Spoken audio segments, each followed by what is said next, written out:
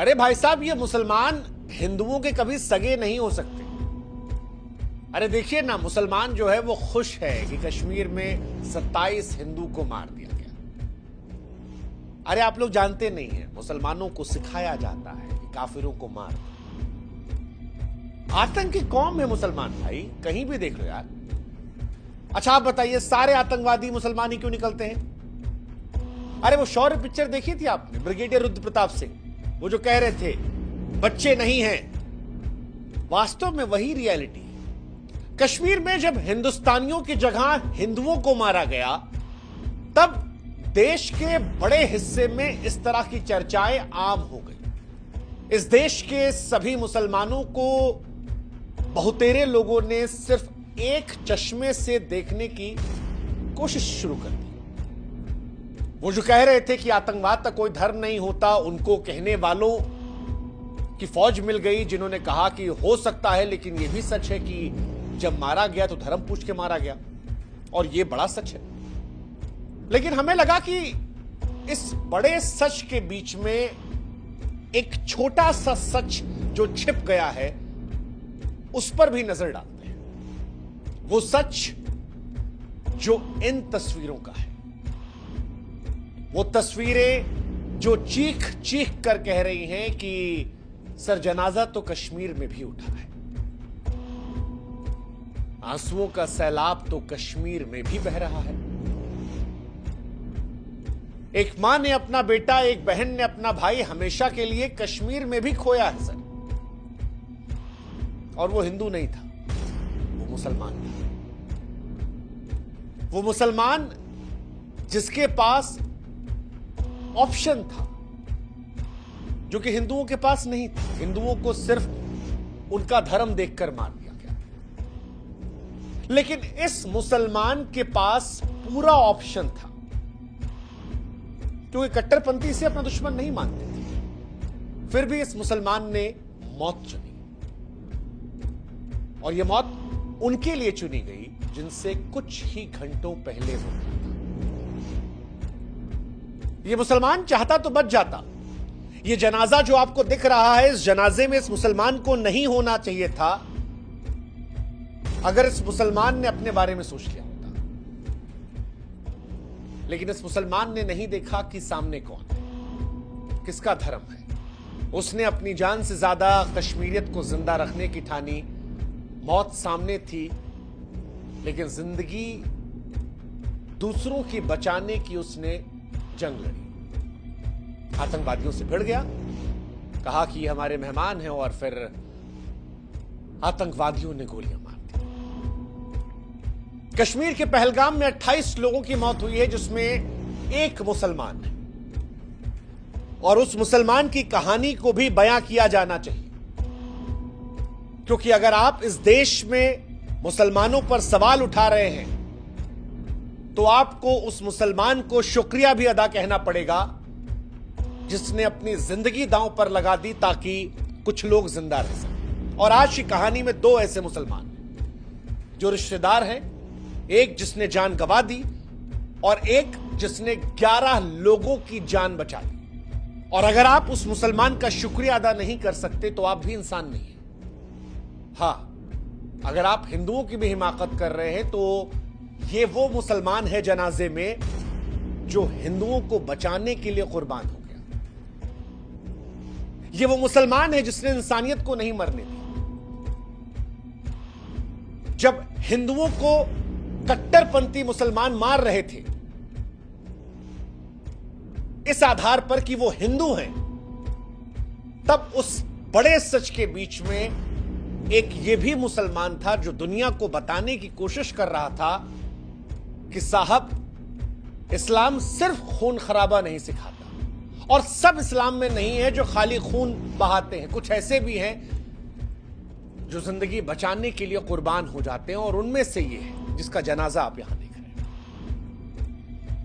क्योंकि इसने अपनी जान एक हिंदू की जान बचाने के लिए गंवाई है, और ये इसका अपना इस्लाम है जो उस इस्लाम से अलग है जिसे वो कट्टरपंथी मुसलमान जो कश्मीर में आए थे और पैंट उतार कर कलमा पढ़वा कर चेक कर कर गोली मार रहे थे। कश्मीर में जो कुछ हुआ है उसने हिंदुस्तान की गंगा जमुनी तहजीब को हिला कर रख दिया है। इस देश में वैसे भी हिंदू मुसलमान कम नहीं था और इस घटना के बाद वो जो मुसलमानों के लिए हिंदू आवाज उठाते थे उनको कटघरे में खड़ा किया जा रहा, कहा जा रहा है कि सबसे बड़े दुश्मन तो तुम ही हो। तुम ही दिन भर कहते थे कि देखो ये नहीं है और अब देखो इनकी कौम ऐसी है। लेकिन इस आरोप के बीच में यह तस्वीर बार बार सोचने पर मजबूर करती है कि क्या वाकई में आप जिस तरफ मुड़ना चाह रहे हैं वो सही है, या इंसानियत की लौ अभी भी जली हुई है उस जनाजे पर जहां पर एक मुसलमान लेटा हुआ है, इसलिए क्योंकि वो आप हिंदुओं को बचाना चाहता था और ये बताना चाहता था कि साहब सब मुसलमान एक जैसे नहीं होते। जब कश्मीर का कड़वा सच हम बयां करते हैं तब हम ये बताते हैं कि वहां धर्म के नाम पर खून बहा है, लेकिन इस जनाजे को देखकर ये तस्वीर भी चीख चीख कर कह रही है कि साहब एक मुसलमान तो वहां भी था। इस्लामिक कट्टरपंथी के खूनी आग में जलती कश्मीर की धरती पर इस शहीद मुसलमान की कहानी भी सुनानी चाहिए और आज ये कहानी भी हम आपको सुना रहे हैं और आपको भी कहानी सुननी चाहिए। दो तरह के लोग इस देश के दुश्मन हैं। एक वो जो इस मौके पर देश के हर मुसलमान को गाली, इस देश के मुसलमान को भी इससे धक्का लगा है और कई मुसलमान ऐसे हैं, मेरे मित्र भी हैं, आपके भी मित्र होंगे, कई सारे कलाकार ऐसे हैं, स्पोर्ट्समैन ऐसे हैं जो कह रहे हैं कि हम भी शर्मिंदा हैं यार और इनकी वजह से हमको भी बदनाम होना पड़ता है। मेरे ऐसे सैकड़ों दोस्त हैं यूपी, बिहार, बंगाल, पंजाब जो कह रहे हैं कि सर कश्मीर में जो उन मुसलमानों ने किया उसके चलते हमको शर्मिंदा होना पड़ता है, हम पर लोग नजर उठाते हैं। और दूसरे वो लोग हैं जो कह रहे हैं कि भैया आतंकवादियों ने हिंदू धर्म देखकर मारा ही नहीं, मुसलमान देखो वो जो आतंकवादियों को क्लीन चिट दे रहे हैं। देखो ये दोनों हमको मूर्ख समझ रहे हैं। ये बात पूरी सच है कि मारे जाने वाले सारे हिंदू थे एक मुसलमान को छोड़कर, और पीड़ित परिवारों ने खुद बताया है कि उनकी हिंदू पहचान की वजह से मारे। लेकिन इस नरसंहार के बीच में दो चेहरे थे जिन्होंने अंधेरे में उम्मीद का चिराग जलाया, और आज उन्हीं दोनों के बारे में बात की जाएगी। जो जिनमें से एक मरते मरते शायद कह गया कि साहब मैं नहीं हूं, लेकिन आप ये मत कहना कि हर मुसलमान आतंकवादी होता है। कुछ होते हैं जो आतंकवाद का विरोध करते हैं, कुछ हैं जो कुरान के नाम पर खून बहा रहे हैं, लेकिन ऐसे भी हैं जो इंसानियत को बचाना चाह रहे हैं। एक सैयद आदिल हुसैन शाह जिसने पर्यटकों की जान बचाने के लिए आतंकवादियों से लड़ते हुए जान गंवाई, और दूसरा नजाकत अली इन्हीं के परिवार का जिसने 11 बेगुनाहों को मौत के मुंह से खींच लिया। और अब वो 11 लोग कह रहे हैं कि ये नजाकत ना होता तो हम जिंदा नहीं। सैयद नजाकत जैसे लोग गवाही दे रहे हैं कि सच्चा मुसलमान गुनहगार नहीं होता, वो खाली कातिल नहीं होता, वो जान बचाने के लिए जान दे भी सकता है। और सैयद की कहानी सुनकर आपके रोंगटे खड़े हो जाएंगे। उसके जनाजे की तस्वीरें आपने देख ली, लेकिन सैयद की कहानी सुनकर आप सोचने पर मजबूर होंगे। अनंतनाग का एक साधारण घोड़ा वाला जो पर्यटकों को पहलगाम की वादियों में सैर करवा रहा था, घर का इकलौता कमाने वाला था, 3 बहनों की शादी का सपना बूढ़े माँ बाप का सहारा था। सुबह 8:30 बजे अपनी बहन असीमा को फोन किया। असीमा कहती कि भैया मत जाओ, अजीब लग रहा है। सैयद कहता है कि घर कैसे चलेगा। उसे पता नहीं था कि आखिरी सुबह है, और जब आतंकवादियों ने पर्यटकों को निशाना बनाया तो सैयद बीच में आया, लड़ने लगा, कहा हमारे मेहमान हैं, मत मारो। निहत्थे सैयद ने आतंकवादियों से बंदूक छीनने की कोशिश की, लेकिन आतंकवादी ने उसकी छाती में गोली उतार दी। सैयद मर गया, या कहें कि शहीद हो गया। लेकिन अपनी मौत के साथ आतंकवाद के बीच में इंसानियत की एक लौ जला गया। अब उसकी बहन की चीखें आ रही हैं तो वो परेशान करने वाली है। वो कह रही है कि उसने दूसरों को बचाया, खुद चला गया, कौन होगा हमारा सहारा। उसके बूढ़े माँ बाप की तस्वीरें परेशान करने वाली है। वो भी कह रही है हाय अल्लाह क्या हो गया मेरे लाल। पिता की आवाज टूटी हुई है, कहते हैं कि बेगुनाह है, घोड़ा चलाता था, मेहमानों के लिए जान दे गया। हालांकि वो आतंकवादी जो अपने इस्लाम के चलते हिंदुओं की जान लेने आए थे, उनकी नजर में सैयद मुसलमान नहीं था, वो एक इंसान था जो उनके कट्टरपंथी साजिशों के बीच में रुकावट था, इसलिए मार दिया। और अब सवाल है कि सैयद के परिवार वालों का सहारा कौन होगा। पत्नी विधवा हो गई, घर का चिराग बुझ चुका था। दूसरा लड़का नजाकत अली, 22 अप्रैल को पहलगाम में अनंतनाग निवासी कपड़ा व्यापारी नजाकत अहमद 28 साल का 11 लोगों की जान बचाता है। चिरमिरी के 4 दंपति सुभाष जैन, हैप्पी बड़वान, लकी पराशर और टीटू अग्रवाल 3 बच्चों को सुरक्षित निकाला। उसी के सगे मामा थे आदिल हुसैन, जिनकी मौत हुई है। नजाकत ने हार नहीं मानी, इन सभी परिवारों को सुरक्षित पहुंचा दिया और वे परिवार नजाकत का शुक्रिया अदा कर रहे हैं। वो कह रहे हैं कि नजाकत ना होता तो वो जो 27 लाशें पड़ी थी वहां पर हमारी भी होती। सैयद नजाकत जैसे लोग ये गवाही देते हैं कि अगर कोई सच्चा मुसलमान है तो वो सच्चा इंसान भी है, और अगर सैयद नजाकत जैसे लोग नहीं होते तो शायद हम भी मान लेते कि पूरा कश्मीर आतंकवादियों का है। लेकिन ये साबित करते हैं कि कश्मीर की धरती पर इंसानियत है, और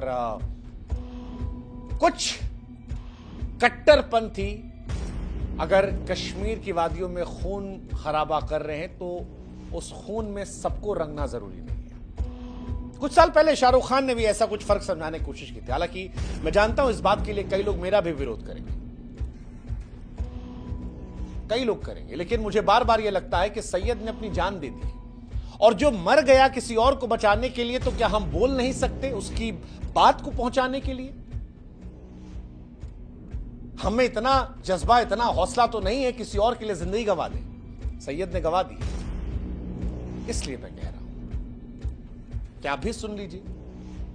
वो अपनी जान को खो सकता है, अपने परिवार को छोड़ सकता है, उसकी बीवी बेवा हो सकती है, उसके मां बाप अनाथ हो सकते हैं, बहन जो है वो अकेले पड़ जाती हैं, और हम और आप क्या उसकी बात नहीं सुनेंगे सिर्फ इस बात को लेकर कि वो मुसलमान था?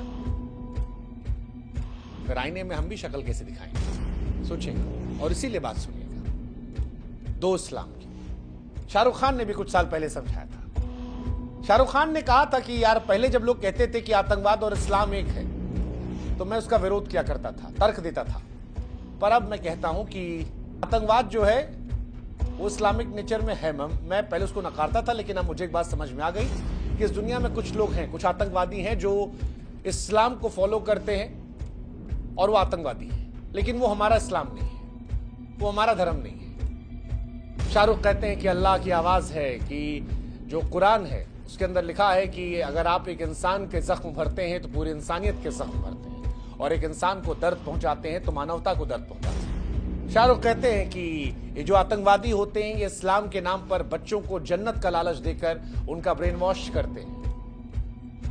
और शाहरुख ने उस वक्त विनती भी की थी कि किसी भी धर्म में, चाहे हिंदू हो या कोई भी धर्म, धार्मिक किताबों में जो बातें लिखी गई उनके सही मायने समझाए जाएं, क्योंकि किसी भी धर्म की किसी किताब में ऐसा लिखा नहीं है कि किसी को दुख पहुंचाएंगे तो आपको खुदा अपने पास बुलाएगा। शाहरुख खान की वो बात अगर पहलगाम के वो कट्टरपंथी मुसलमान समझ लेते तो शायद आज हिंदू और मुसलमान की इतनी कहानी नहीं होती, शायद 27 जिंदगियां जिंदा होती, शायद पूरे देश के मुसलमानों को एक चश्मे से देखने की नौबत नहीं आती। लेकिन उसके पीछे भी सच है कि अगर सैयद और नजाकत जैसे लोग नहीं होते तो शायद इंसानियत की बात करने में लोग संकोच करते हैं। किसी ने जिंदगी गंवा दी, खून बिखेर दिया अपना, ताकि इंसानियत की लौ जिंदा रहे।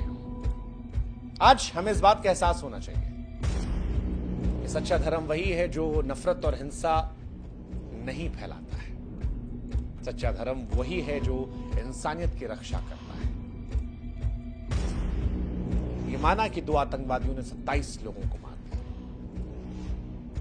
ये माना कि उनके धर्म को देखकर मारा, और ऐसी सोच रखने वालों को जितनी गंदी सजा हो सके दे दीजिए। लेकिन जब पूरी कौम पर सवाल करिए तो एक बार सैयद को भी अपनी आंखों के सामने ले आइए, उसकी मां को भी ले आइए, उसकी बेवा को भी, उसकी बहन को भी, क्योंकि ये सिर्फ इसलिए मर गए हैं, इसलिए शहीद हो गए हैं कि आप ये समझ सकें कि वो भी मुसलमान है जो जान लेने के बजाय जान बचाने की कोशिश करते करते कुर्बान हो जाते हैं। बस इतनी सी बात के लिए वो दुनिया से चले गए। वैसे भी समाज के तौर पर हम तभी सही दिशा में बढ़ सकते हैं जो हम आतंकवाद और हिंसा के खिलाफ खड़े होंगे, कि सुनिश्चित करेंगे कि नफरत और कट्टरता को बढ़ावा देने वाली कोई विचारधारा ना पनपे। ये हमारे समाज का कर्तव्य है। हम धर्म, जाति, समुदाय के नाम पर कोई भेदभाव नहीं करें, इंसानियत को प्राथमिकता दें। भारत की आबादी 140 करोड़ है, 25 करोड़ के आसपास मुसलमान। आप इस देश से मुसलमानों को मिटा नहीं सकते और इस देश से मुसलमानों को खारिज नहीं कर सकते।